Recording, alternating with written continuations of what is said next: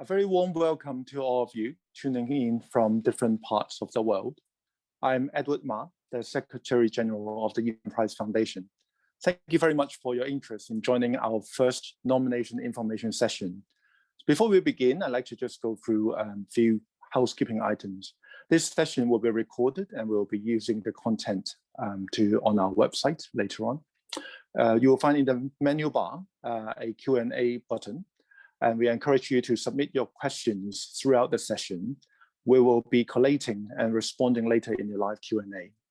And if you do encounter any technical issues, you can reach our team also through that Q&A function. So we hope that today's sharing will be very useful for you. And our key message is really partnership and collaboration. We believe that only by working together, we can deliver deeper impact. I think this is timely as we are just getting used to living with COVID-19. But opportunities is it to reflect and imagine education. We are finding different ways to engage, collaborate, and learn from each other. In this platform, envisioned to be for a global inclusive learning community. This is a special journey which began with one philanthropist with a deep passion in education and a firm believer in its power to transform lives. Now the team at the Yidan Prize Foundation has greatly expanded with education leaders who share the same passion and belief, joining across our governing board, advisory committee, judging committee, as our 9 laureates so far, and the recently formed Council of Luminaries. We are embarking on this exciting journey together now, and we need your help. It begins with making nominations. When you do that, you help us put the spotlight on the brilliant educators you know well, whether they are in research or in action on the ground, doing impactful work that will benefit future generations. We believe that by bringing together the brightest minds in education, we can create a better world together.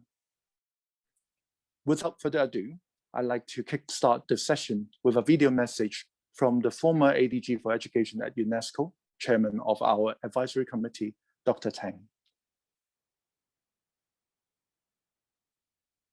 Ladies and gentlemen, as the chair of the Yidan Prize, the International Advisory Committee, I would like to say a few words here.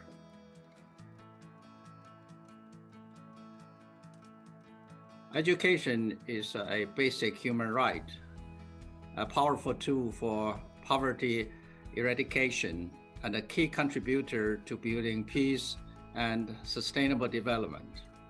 To ensure that all people can enjoy a peaceful and a brighter future, the International Committee set up a set of sustainable development goals, with number 4 is to provide inclusive, equitable, and a good quality education and lifelong learning opportunities to citizens of all countries by year 2030.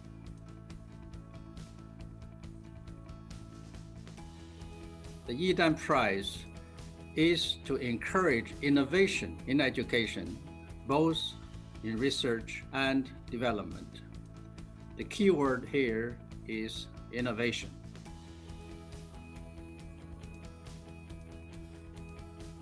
First, the innovation should make a major difference in the education learning process for improving the quality of education. Second, the true objective of all innovation practice is to make education inclusive and equitable for all people. Thirdly, the evidence provided by education research should be able to measure the progress and the differences induced by innovative interventions. Fourth, the innovation practice should focus on the least advantaged population groups of any country in any region. In education, innovation can be observed in many aspects. Just to mention a few, new concept of education that turns the emphasis from teachers to children, students, and their needs. Different ways to design school curriculum integrating different subjects. Using new communication technology to expand the learning space beyond the walls of schools and classrooms. Taking advantage of the artificial intelligence technology to assist teachers' work and bring in new teaching learning process.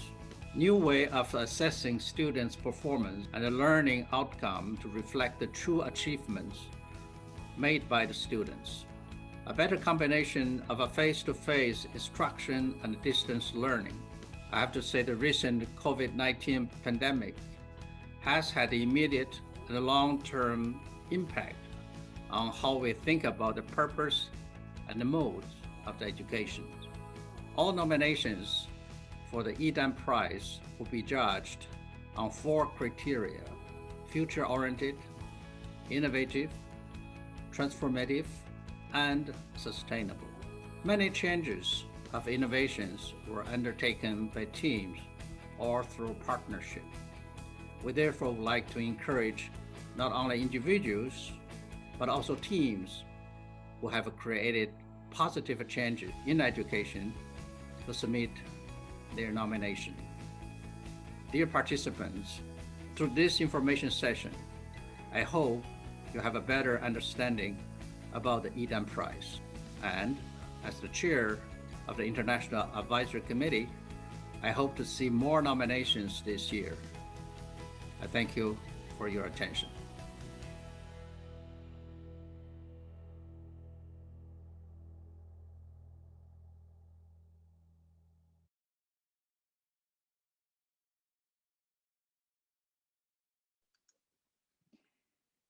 Thank you, Dr. Tang, for the message. Hello, everyone. Welcome to the first nomination webinar from the Yidan Prize Foundation. My name is Mabel. I am the Deputy Secretary General of the Yidan Prize Foundation. Welcome again for joining us today. So first of all, let me briefly introduce about what the Yidan Prize is and who are our previous laureates. So the Yidan Prize was established in 2016 with the mission to create a better world through education. And we hope to form a global community, bringing together different change makers in research and practice, hope to spark impactful education initiative. And that's why we champion people who are working very hard in the field of education research as well as education development. And these 2 prizes are actually recognizing people in different aspects. For education research, it focuses on the theory of learning. So anybody who come from the discipline, no matter it's from science, psychology, statistics, anyone who are bringing some kind of new understanding or new approach for us to understand the teaching or learning method, that would be considered as an education research categories. So in summary, that's the person who tell us what works and what doesn't work, and most importantly, why that work and why that doesn't work. So those could fall into the education research category. And for education development, it focuses on the practice of learning. So we are talking about those people who are putting great ideas in action, trying to use some kind of new methods or new ways to make education more rights-bearing, and also trying to transform the lives of million people. So those who are really acting, implementing great ideas could be fall into the education development category. For each of these laureates, they will be receiving a gold medal and then around $3.9 million prize award. Among that prize money, half of that would be considered as a cash prize that mainly recognizing their outstanding contribution in the field of education. And the other half of that project funds, what we call is the project funds, I would say. So that's the very distinctive characteristic that differentiate the Yidan Prize from many other different education prizes. So for project funds, we want the laureates to put that part of the money back to the community, try to replicate the projects or even amplifying their impact, benefiting even more people. So we hope they can expand their impact of their initiatives. So remember, the prize is actually recognizing not only individuals, but also teamwork. So we welcome nomination coming for a team of up to 3 persons. And we are very proud that since 2017, we have already accumulated 9 different laureates who are coming from different background, different countries. And they are doing very great work in trying to improve our education system and creating great impact around the world. And I would like to emphasize one point that last year we are very glad to have our first team, Lucy and Angie coming from CAMFED, being our laureates. So again, please do consider submitting nominations for our team because we do very much value collaborations and teamwork indeed. And being our laureates, they will be invited to speak at our event.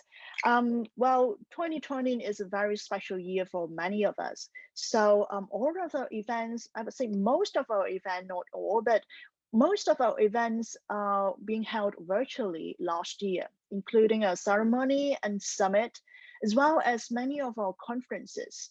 And we also have established some kind of partnership with different international organizations, such as the OECD. So we also invite our laureates to join and speak at all these kind of events. And the next upcoming event will be held in May in partnership with the University of Oxford, which will be our European conference. Again, our laureates will be the key speakers at that event. So if you want to learn more about the upcoming events or want to revisit our past event, you are welcome to visit our website. So a brief introduction about the prize. This is the nomination webinar. So basically, what the first question you may have in mind is that, so what are the things that I need to prepare for submitting a nomination? Indeed, when you are preparing a nomination, there are 3 different groups of people would be heavily involved in the whole process. The first is the nominator who are going to create an account and submit all the information online. Second is nominee. Again, I want to emphasize that we welcome nomination for an individual as well as a team of up to 3 persons. And the third group of people involved in the nomination process would be the supporters. So they are very important because they provide another perspective on explaining why these nominees would merit this Yidan Prize award. They can give us some kind of recommendation to the judging committee to consider that particular nomination. So what are these group of people have to do? What kind of information that we ask for them to provide? First of all, for nominator, I need to mention that indeed anyone can be registered as a nominator. You don't have to receive any invitation from us to be a nominator. So if you are, where you have not a knowledge about the works of the nominees and the impact of the nominees' projects or programs, then we welcome you to be a nominator of that particular groups of nominees. And what you have to do is to go to our nomination account, nomination platform, which is the nomination.yidanprize.org. So go there and then register a nominator account, and then you can start to prepare your online nomination form. And you will be the key person, key contact person with the secretariat. And you will be collecting different information from the nominees as well as the supporters. And you have to upload all these kind of information to the platform, making it a complete nomination. And there are certain writings that you have to prepare indeed. First will be a 500-word summary to summarize the key achievement and the outcomes of nominees' projects and his or her research. And then the second thing would be a different set of short essay fitting into the 4 judging criteria, explaining to the judging committees that under each of these 4 criteria, why you think that your nominee is doing so well under each of these criteria. So I would later share more about what these criteria are. As for nominees, we will need a 200-word bio for each of these person. And then the second thing is that a 2-minute video presenting what you would do if you are being selected as our laureates. What is your plan in using that project funding, which is around 15 million Hong Kong dollars? So what are the concrete plan for you to use that part of money? What are the impact? What are the expected outcome, etc. And if these nominees are nominated for education research category, you have to share the most relevant publications. For publications, it could be a book chapter, or an article in Education Journal, or even a video of your TED Talk. All these could be valuable information to be shared to the judges. And what I want to mention here is that we very focus on the impact of the nominees. So make sure that you list out all the countries and regions that your projects or your research is actually covering. So don't miss any of this, because they also demonstrate the impact of your current project and research. And again, this year we have a set of questions asking the nominees areas of expertise. So area of expertise could be something differentiate you from many other people or many other nominations. For example, like our previous laureates, Sir Fesley, who is the founder of BRAC in Bangladesh. Perhaps the expertise would be using some kind of business mindset to try to apply all these kind of systematic business approach in running an NGO and making that NGO become one of the best NGO in the world. So this is very specific and very very able to differentiate you from many other different nominees and nominations. So do consider this is a way to share with the judges what are your distinctive characteristics. And finally, we want to ask for any additional information that you may wish to share with the judging committee. So for example, a very good reference would be any external assessment report or impact assessment report from external body in assessing the effectiveness of your program and your projects. That would be extremely helpful for the judges in reviewing and assessing your nominations. So the third group of people involved in the nomination process would be the supporters. So for supporter, what they need to do is to write a recommendation letter to explain to the judges the impact of the nominee's work.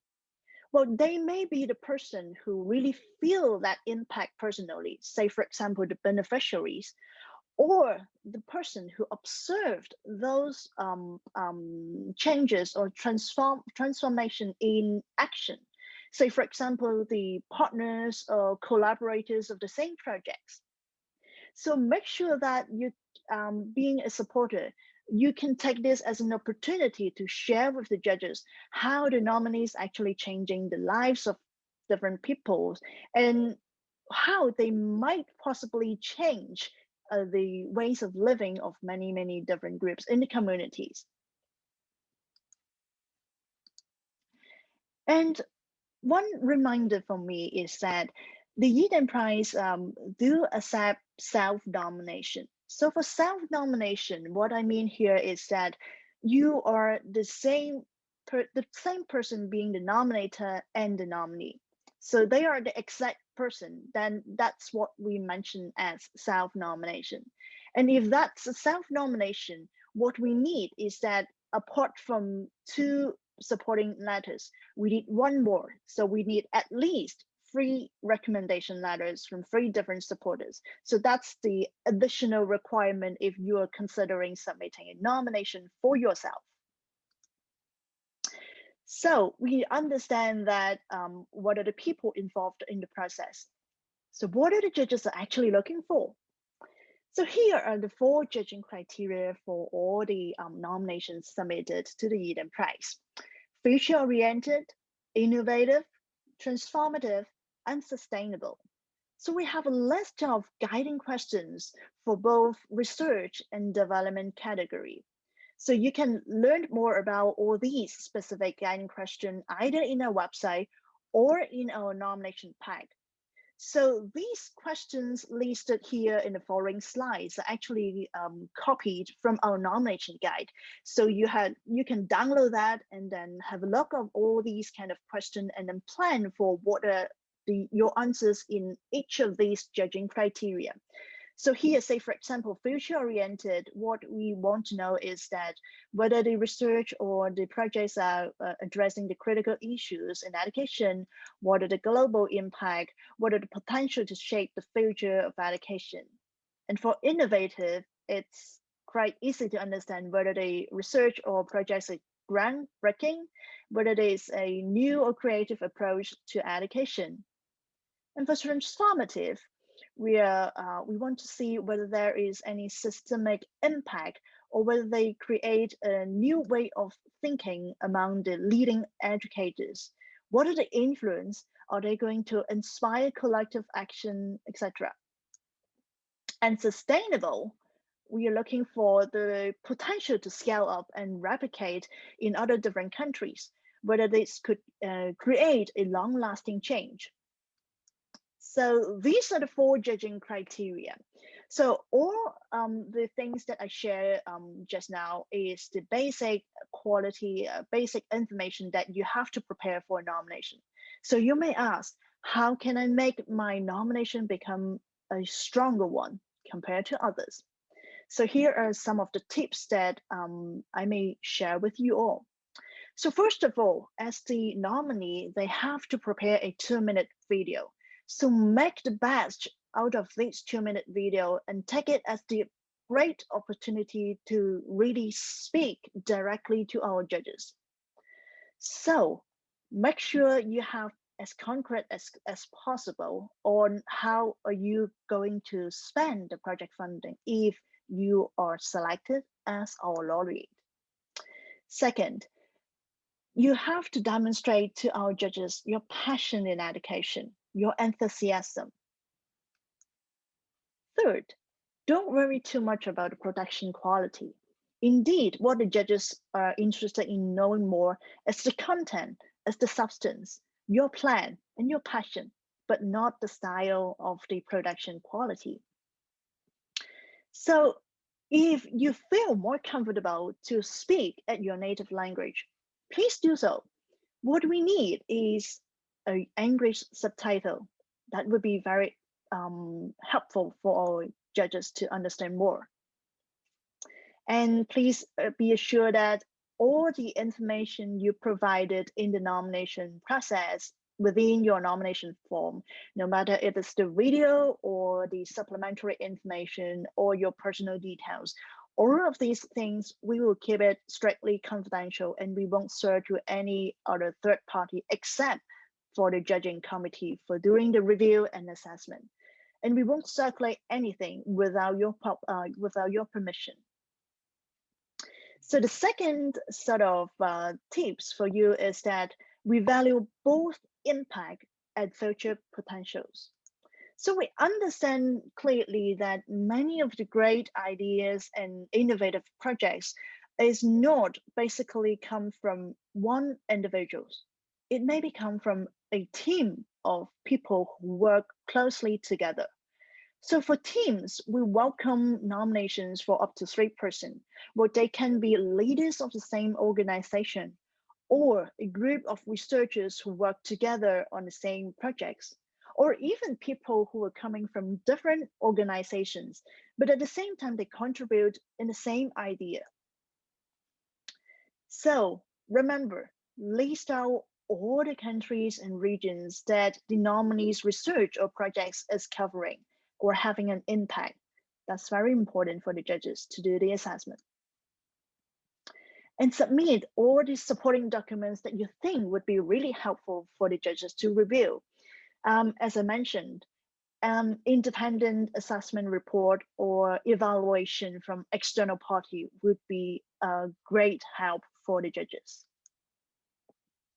Make sure the plan is as clear as possible and include very detailed information like the scope and the scale of your expected projects, who are the target participants, who are your potential partners, what are the expected impact, and how are you going to evaluate and assess this kind of impact.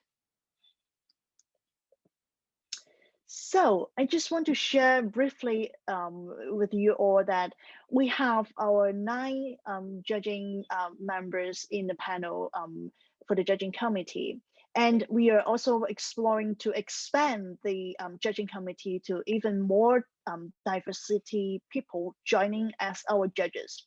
So we have our chairman here, Dr. Mazura, who shared with you all that while we focus on the past achievement of each of these nominees, what we also focus more is the future plan, the future potential. That's why we want to know more about in great details what the nominees are planning to use the project fund for. What are their expected impact, expected outcome? And we have developed, we have divided into 2 different judging panel indeed. So one for education research and the other for education development. And for the education research panel, the panel head is Mr. Andreas Schleicher, who is the director of education and skills for OECD. Well, he mentioned that he understands innovation or good research can become from many different environments, and it not only happening in universities or large organizations. So that's why he welcome anybody who really have this kind of innovative ideas to submit a nominations. And he want to encourage young researchers to also put forward their applications, because we welcome anybody to submit nominations for review indeed. And for Dorothy Gordon is our head of judging panel in the development category. So she shared a very interesting point is that whenever there is an innovative idea which is trying to transforming lives and touch any area of education, please consider submitting a nominations. And remember, do attach any useful supporting documents, such as evaluation report from third party, when you are submitting a nomination, especially for the development category. That would be very helpful for them in reviewing them. So final tips before we go to the Q&A section. So try to apply as soon as possible. So the nomination deadline is actually on the end of March, but if you apply earlier, say by end of this month, the Secretariat will try to check if all the attachment or the link that you share is accessible and is without any problem. So we have the chance to help you to check and communicate with you if we need any additional update or editing. So you can still take the period to make further edit and resubmit your nomination before our official deadline. The second point is that we welcome resubmission. So just in case your nomination is not successful this round, all the information that you submitted this year will be stored in our nomination database. So by the time when we reopen for the next round, you can just log into the nomination platform using the same login and password, and you can retrieve all the data that you have submitted previously. So you don't have to start all over again, and you can just update some new points or trying to do some kind of edit before you further submit for the next round. And finally, I strongly encourage you to read through our nomination guide, which is available in 3 different languages: English, French, and some provided Chinese. So you can download them on our website, or even when you log into our nomination platform, you can simply click nomination guide, and then you can take a look of the whole package. This is a very useful guide sharing with you different tips and then the detailed procedures. So do read through that before you start any nominations.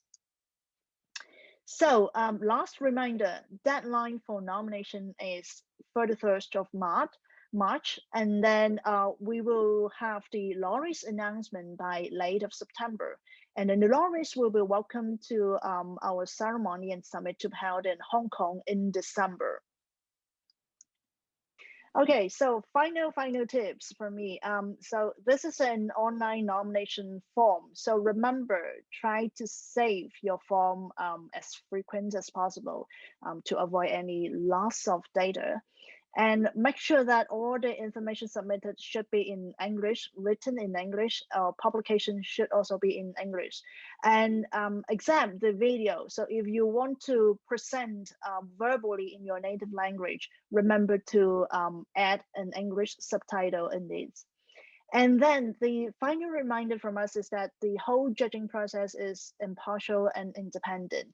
So please don't try to approach any of our independent judging committee members throughout the judging process, which will be last from April to September. And final reminder again here, deadline for nomination will be the end of March. And if you have any question, you still want to know more about the nominations or need help for the nomination process, do reach out to us by sending us the email. And here are several useful links on our website that you can learn more about our nomination guideline, or judging criteria, the guiding question, and some of the FAQ. So that's all for today. I hope you found this webinar helpful for you to prepare your nomination. And before you go, I hope you can try to spend 1 minute or so to complete a very short survey for us to learn more about your feedback and comments. And we will try to improve for our future events. So thank you again for joining us today. Thank you for your time, and looking forward to receive your nomination. Thank you.